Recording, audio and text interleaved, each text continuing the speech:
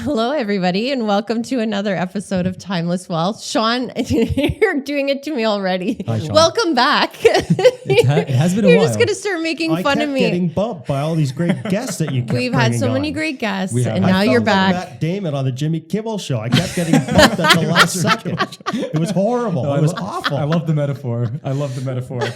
Well, welcome back, and we have a great segment because we're going to be talking about education, the cost of education, and I know you're kind of in the throes of cost of education and driving your daughter out to I school. actually wrote a tuition check just last week. Well, I drove there my you daughter go. down You're to the school in Nova perfect Scotia, guest. And, Perfect so guest. I'm very intimate with what we're going to talk about today. Well, at least the outcome of it, not necessarily the saving for it part, but we can get into that. All right, coming up next, RESPs and all things education.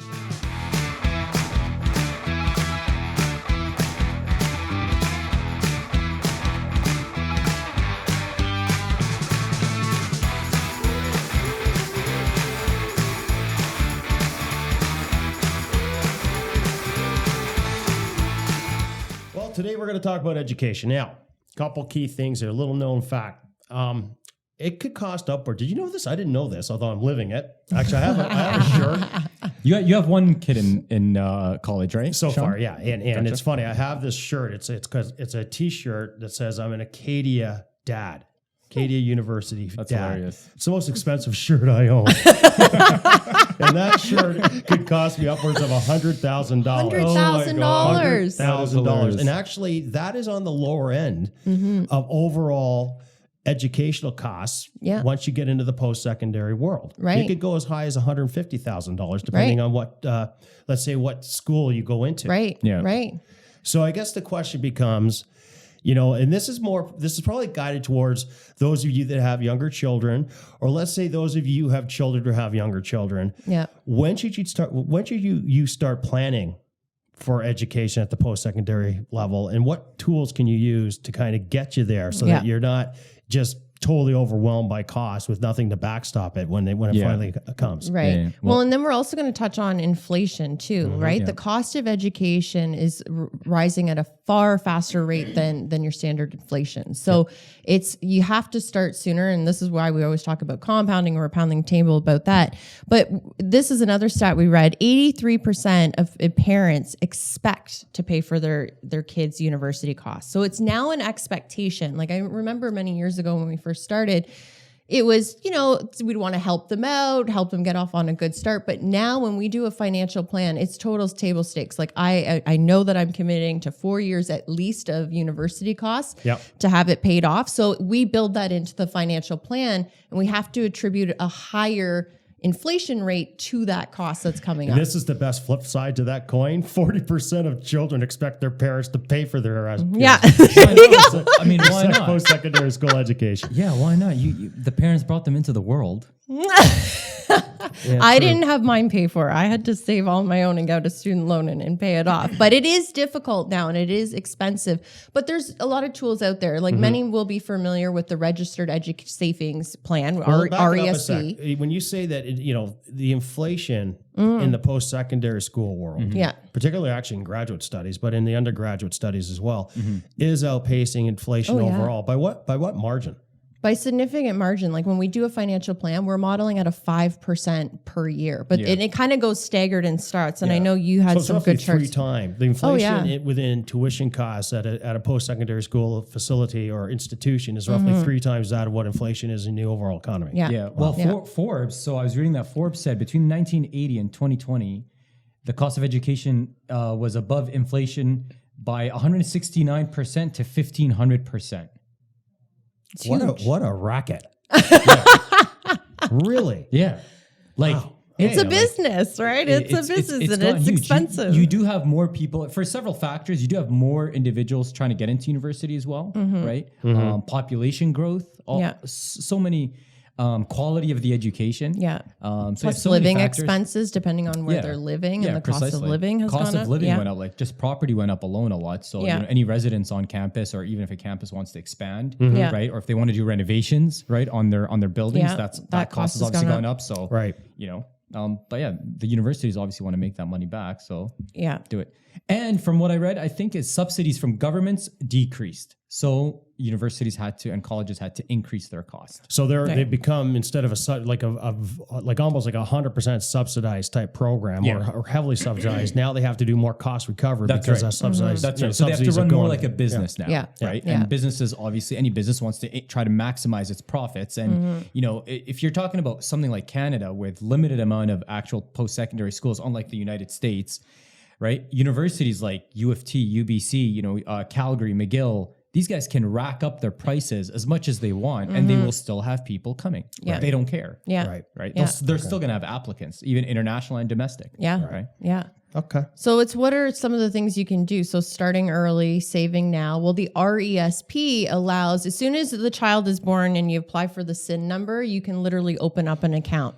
And up into the year that they're 17, you can contribute to it and get a government grant up to 20% to a maximum. So for example, if you put in $2,500 a year, they'll give you a 20% match or $500 every single year, up to a total lifetime maximum of $7,200. Why not? So it's a free $7,200 that you can capture along the way as your child's growing. And a lot of grandparents today are also kicking in. They're saying, you know what, maybe instead of, a bunch of gifts and things like that and toys, it's maybe we contribute to the RESP, and they get that matching piece too. It used to be years ago. Yeah. A lot of families avoided the Registered Education Savings Plan, which is the RESP, because it was a very onerously restrictive type structure. Now that changed several years ago to make it a little more flexible given the circumstances people are facing. How does an RESP work today, and how might that be different than perhaps, especially with the grandparents, their traditional perception of how an RESP works? Yeah, so you have the flexibility. You can invest it however you want. So again, starting off when the kids are young, you've got 17 years or 18 years before they head off to school. So you can actually... In Jalal's case, it was 24 years. You're right, Sean. But you could get that money invested and growing for you. You've got time, but you capture that grant each and every year, and that compounding, it really, really adds up. Yeah. You have a lifetime maximum though, so you can put no more contributions than $50,000 a year. It grows tax deferred. Once the student reaches, they're in school and they're in full time, they can start taking money out. Any of the growth and income off of that is taxed in their hands. So again, they're probably going to be them as the beneficiary, the students. Them as the students. So they're going to be in a lower tax bracket, obviously, than probably their parents. So that's the benefit, is to use it while they're in school. So and an RESP can only be in place for a certain amount of time. Like you cannot keep an RESP open for some professional students that like to go to school until age 40. Like Jalal. I did not say that, Jalal.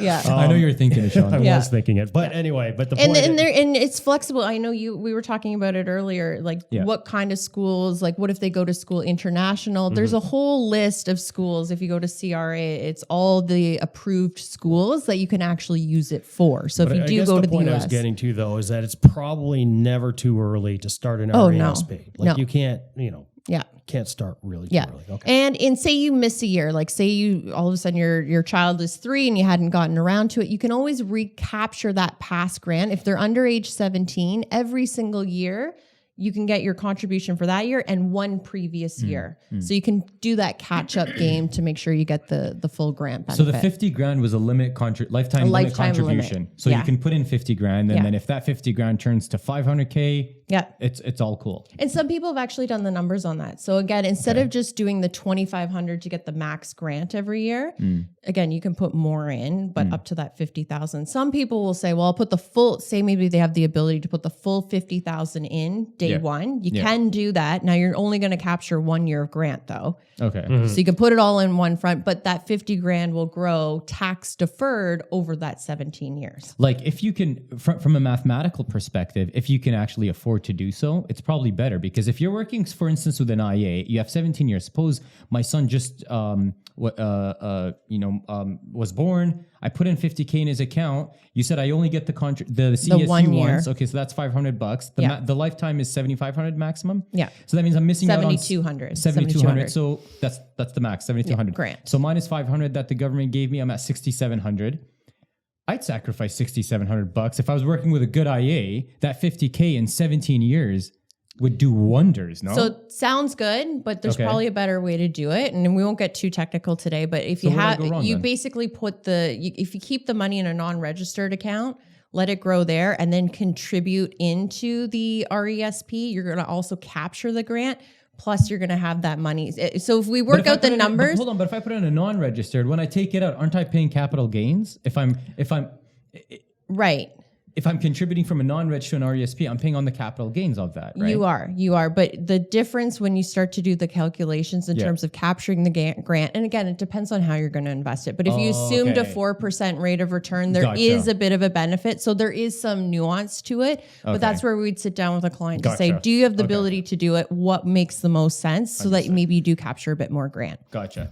Yeah, it's worth a consultation for sure. So the grant in my scenario sometimes may actually be more beneficial because it's going to be a higher amount than the capital gains that I'll be getting when I get taken out from the non-registered. Yeah, because you got to remember, you're not relinquishing the whole account. Right. You're not exactly being exposed to like a $100,000 capital gain bill. Yeah. Right. Supposedly. Yeah. Okay. So. Unless my A was super good, maybe you did. So it's a good option. And again, the one thing we were talking to clients about too is, again, it's the expectation that they do it. Mm-hmm. But what a great way! And this is one of the things we're always trying to say is get your kids interested in investing early. Mm-hmm. What a great way to engage them into that process. Like, hey, if you put some of your gift money in or holiday money that you get, you see that matching. You kind of incentivize them to be part of the process around their education, which may make them feel a little bit differently when they go to school and feel a little more, tied to the costs. You have a 6-year-old, I believe, right? A 5-6-year-old. So what's your plan to get him to contribute? I want them to contribute because I want them when they go to school to actually understand what that costs and have skin in the game. Yeah, right? You want them bought in, so to speak. Yeah. Because you hate to have someone go through a $100,000 educational process and either A, be lackadaisical about it and graduate, not be motivated to, let's say, turn that investment into a return on investment from a career perspective. Yeah. Or B, even worse, flame out. Yeah. Because they didn't understand. Well, they get into the party scene and it's not costing them anything and it's all mom and dad's problem. If they're a little more skin in the game and understand, plus they can learn about how you're investing it, right? It's a really easy way to kind of get them started and understand in the whole investment world. Yeah, you got it. It's actually a cool door to have for children. Like the RESP is the most relevant one to them, when you're 15, 16, right? It's an interesting door to have available for them. Yeah. Just so they can get into the investment world. They can probably even start talking to the, IA or, with the family around dinner, right? Yeah, absolutely. And the other things I've seen happen, and this is actually more so when the children or like the kids are in university, but there's different ways that you can house your children. For instance, you might want to invest in some real estate and then rent out one of the rooms to one of your daughters or sons, and then they rent out to other friends of theirs. Could be an investment property for you down the road. That's something to consider. Yeah, more difficult now that interest rates are high. But, absolutely. But nonetheless, it's something to consider. Definitely, I'm seeing more and more people look at their overall circumstances, realizing that they have more than enough money to live on in terms of their day-to-day needs, and they're apportioning a portion of their investment portfolio for the grandchildren and helping them out with tuition and so forth. And so that's something that, again, happy to talk with anyone who wants some further guidance on that. Yeah. Well, one of the things I wanted to talk about is this chart, and you're going to post this, right? I'll put it up in the video. So this kind of drives me a little crazy. So you've got the costs of education is just going up in this pretty, steep curve, but the actual salaries that they're earning when they come out of school is pretty much flatlined. Pretty damn stable. Yep. Yeah. Right? Yeah. So you've got this, which you start to say to yourself, like, at what cost? And they're coming out. So they're coming out of school with way more debt, but they're no further ahead from a wage perspective. Yeah. Yeah. That drives me crazy. Well, yes and no. I mean, I think there's a few things that people need to be aware of. And I don't have the data right in front of me. Okay. I just know it's true. Okay. If you look at unemployment rates against education subsets. Right. The unemployment rate for people that are university, college educated or higher are far lower than the unemployment rates for people with high school education or lower. Right. Yeah. Right. And it's market. Yeah. Makes sense. Okay? Yeah. So there's that. I think the second thing is that, this chart measures university, or let's say post-university salaries over time and where they've changed relative to the cost of getting that salary. Right. but those salaries have typically been elevated relative to them not having. That's true. A university. That's true. So that education. segment that we're looking at that is flatlined, we have to keep in mind after, they get a few years behind them, they're going to have a much more benefit to increase. But I think one of the things that I started to think about was what an opportunity for the education system to maybe reimagine how we do it, especially with a labor shortage. Yeah. Why aren't we saying, instead of just sitting in the classroom, why don't we get more co-op terms in things where you get kids earning some money, maybe not coming out with such a huge amount of debt, but you get more people working? I'd love to see more hybrid type I would too. I think that would be amazing. Yeah. And then they learn business on top of that. So you're learning how to run a business while you're learning a trade, because there's such a short... business though? What if like my son or my daughter doesn't care about business? Well, because at the end of the day, if you want, let's say you become a plumber. Okay. Or a mason. Okay. Or anything of that nature. You can make a lot of money doing just that trade. Oh, especially in today's world. But you can make a whole lot more money running the business of a bunch of people, being a plumber or a mason. Right. And I think actually overall business knowledge or financial knowledge, call it home economics, whatever you want to call it, is a way under-taught skill set in the education system. I agree. I'll tell you, there are a few subjects I believe that should be taught at the high school level. One of them, I agree, is business. For me, the other one is obviously law and some legal aspects of contract of law, our system, for sure. contract law, stuff. I agree that some certain things so going back to what you were alluding to, Amy, earlier, is that we do need an overhaul of our education system. I just think it's a good opportunity to get them, more exposure, more experience, but then not come out with so much darn debt, especially with the costs of, when they want to buy a house and they've got all their student debt. It is getting more challenging. And even today, when we talk to clients, 4 years used to be the norm, but now there's always post-graduate work that has also been done. So Sean, you're going to have a more expensive T-shirt coming your way. Tell me about it. But I'll meet you on that Frosty Friday in July when all that occurs. For now, there are things you can do today. Absolutely. That can help mitigate the shock of an education. Not if, but when your children reach that age where they're going to take. Because no matter whether they choose to take a trade school, a university, or a college path, it's going to be more expensive than what you think. Well, actually, I forgot to mention, because you just mentioned trade school. Trade school is actually the least inflated cost. Really? Yeah. So university, colleges, all that stuff, obviously even masters and fellowships and even, postgraduate work all went up drastically. Yeah. But trade school actually went up the absolute least. I think trades is such a great, we'll have to do a topic and we can bring a tradesperson and talk about it, because we had a client and they had saved money and they were a little concerned that they had saved so much and they realized their daughter didn't really want to use it for that, but she was probably going to go into trades. She actually was looking at plumber. Yeah. And I think they were a little well, that's not really what our expectation was for that. And they felt a little odd about it. And I thought, what an amazing business opportunity for this woman, right? Yeah. They're underrepresented. If you're a female living alone in your own home, you're probably going to feel more comfortable with another female coming in. I'm like, what a great business opportunity for her. That could be amazing. So it's education as it continues to evolve. But your point, it is probably going to be more expensive than you think. So start planning for it now and looking at all your options. Possible. Yeah. Yep. Awesome. It falls under the category hope for the best, but plan for the worst. Yeah. Good point. Got it, Sean. All right. Till next time, Thanks, students. Guys. Thanks, everybody.